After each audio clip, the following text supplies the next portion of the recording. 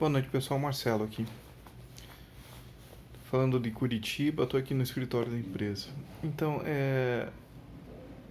eu fico imaginando como a gente vai tomar conta do país com a mentalidade que a gente vem exercitando hoje, sabe? Nós temos vários partidos comunistas aparelhados, temos toda a estrutura política pública aparelhada, mais uma boa parte da estrutura das empresas privadas também aparelhadas pelo comunismo, né? A China está vindo com tudo, a Rússia está quieta de uma forma estranha, a Venezuela está tomada, a Argentina está tomada, o Brasil está no meio do furacão aqui, né? Colômbia está naquele vai não vai, existe uma tendência vermelha em toda a América Latina, né? Um país ou outro que se livra mal e mal, como diria meu avô. Mas na verdade o que acontece é que está tudo tomado e o Brasil está contaminado. Sabe aquele monte de madeira caída no chão, cheia de cupim, e tem uma tora no meio que tá boa, que você acha que tá firme ainda, mas ela já tem cupim lá dentro, bicho, você só não viu, você só não percebeu. É o Brasil, cara. Como que a gente vai se livrar disso tudo? Como que a gente consegue resolver essa situação? Bicho, não é dando arma pro inimigo. Ficar aí conversando no Facebook, no Twitter, falando mal de comunista, xingando o STF, xingando os chineses. Cara, eu já exercitei muito isso e não acredito que funcione. O que funciona mesmo é aquilo que foi nos ensinado por Cristo e que é orientado por Deus. Quando a gente começa a ler muito o Velho Testamento, a gente percebe que a nossa força do braço não tem força alguma. A nossa força verdadeira está em Deus. Quer dizer que a gente tem que rezar e sentar? Não. Quer dizer que a gente tem que orar a Deus e fazer alguma coisa conforme o ensinamento de Deus. E Deus diz pra gente que a gente deve trabalhar unido, acreditar nele, ter certeza, segurança e fé e fazer o que é preciso ser feito. Agora, o que é preciso ser feito numa condição que a gente está vivendo hoje? Eu vou dizer o que eu acredito que está errado. Nós estamos sendo dominados pelo assunto do inimigo, pela agenda do assunto deles. Tem uma teoria da política romana que falava que uma das formas de dominar a política é tampar um escândalo com o outro. O que a esquerda está fazendo? O que os vermelhos estão fazendo aí? Não é tampar um escândalo com o outro? Uma hora eles jogam um ministro do STF, outra hora jogam outro, outra hora jogam outro. Cada um vai se revezando na situação de encrenca, né? Na situação de fazer coisas horríveis. E assim a gente nem sabe em quem atirar, né? Porque toda hora tem um na mídia, toda hora tem um fazendo uma coisa horrível, sofrível, contra a Constituição, contra qualquer senso comum de moral, de ética, de respeito a favor do Brasil, né? É um desrespeito pleno contra o Brasil. Aí você pensa assim, é só o STF? Não, não. Daí quando acabou o STF tem o Covid. Quando não tem o Covid tem a China. Quando não tem a China tem a Peppa. Quando não tem a Peppa tem a Gazela. Quando não tem a Gazela tem o Dória. Quando não tem o Dória tem o Witzel. Quando não tem o Witzel tem um outro fulano.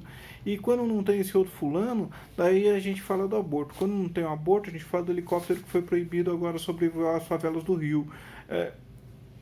A gente está dominado pelo assunto deles. E qual é o nosso assunto? Onde está a força do nosso assunto? O nosso assunto não é construir um país justo, construir um país digno, dar justiça às pessoas boas, fortalecer a família, cultivar a oração, defender a nossa cultura. Então vamos fazer isso, caramba. Vamos fazer isso, cuidar daquilo que tem valor para nós. Não quer dizer que a gente vai deixar de combater a batalha contra os maus. Não. Quer dizer que para eu poder combater a batalha contra os maus, eu tenho que estar forte, eu tenho que estar pleno de convicção para que eu não seja confundido pelo inimigo. Hoje pela manhã eu estava escutando as passagens que falam sobre Gideão e os 300. Cara, é fantástico. É fantástico ouvir aquela passagem, porque eu estava escutando a passagem pelo celular, pelo aplicativo da Bíblia do celular.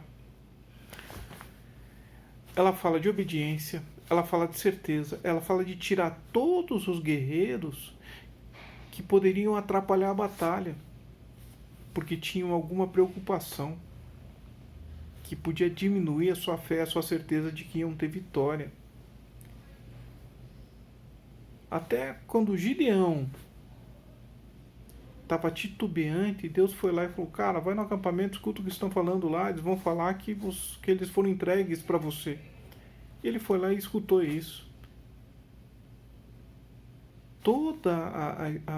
Aquele relato de Gideão, inclusive quando escolhe os 300, ele mostra que havia uma concentração plena na força de Deus. Não era nem na força do braço do homem, porque lá na Bíblia está escrito isso. Está escrito que Israel ia ter uma vitória e ia ter certeza que essa vitória estaria plenamente baseada na força de Deus e não na força do braço do homem. Por isso que o exército todo foi reduzido a 300 homens. Tinha mais de 30 mil. Como que isso funciona para o Brasil agora? Se tem tanta coisa ruim, tanta coisa errada, tanta dificuldade, adianta juntar muita gente e ficar brigando, destruindo, falando maledicências contra as pessoas que são más? Eles vão dar risada da gente, a gente está alimentando eles com aquilo que eles gostam. Como que eu vou conseguir combater eles? Quando nós cultivarmos virtude, quando nós cultivarmos preservação da família, quando cultivarmos justiça verdadeira, quando cultivarmos união plena, quando a gente começar a entender que nós devemos nos unir com base em um propósito, e a prioridade desse propósito é Deus. E a prioridade começa aí. E a partir daí, firmado nisso, todo o resto é construído. A gente não se diz cristão, temente a Deus? Então sejamos cristãos. Então sejamos. Somos judaico-cristãos. Acreditamos no Deus único, o único que merece adoração. A Bíblia fala que nem aos anjos a gente deve se prostrar. Que somos irmãos. Somos parceiros nessa luta. Então nem aos anjos a gente deve se prostrar. Somente devemos adoração a Deus. Aí tem que ser o princípio de tudo.